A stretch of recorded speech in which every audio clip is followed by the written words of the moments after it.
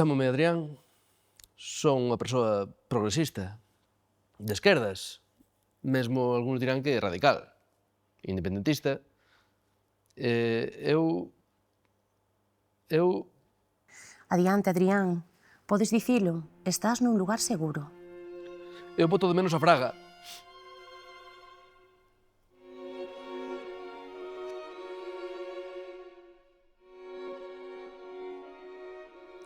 Cada vez son máis as persoas de esquerdas que un día da nada descóbrense dicindo as verbas "estábamos mellor con Fraga".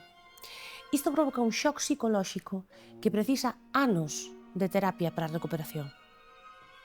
Coa de veces que lle desexei a morte nas manes dos 2000. E agora penso que non lo dera outros 30 anos. A radicalización da dereita cara ao extremismo provoca que iniciativas que Fraga fixo en vida hoxe parezan directamente etarras. Lembrades cando podías alugar un piso para ti soa? Éramos felices e non o sabíamos. É a síndrome que en psicoloxía chamamos a síndrome do patadón na cona. Quere dicir que se che están a dar patadas no cu, pásalo mal.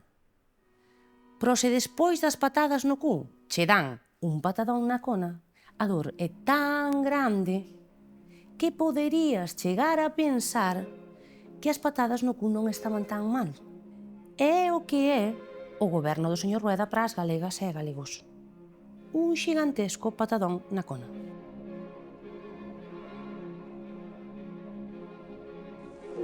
Como cada ano, por estas entrañables datas do Nadal e do Ano Novo, enfrentándonos con... ¿Por qué no han bebido la cámara? Esto es intolerable. ¿Quién es esta siquiera? Pero como non imos a botalos de menos? Ti miracho cartazos no camiño. Como dixo Pérez Varela, que en paz descanse.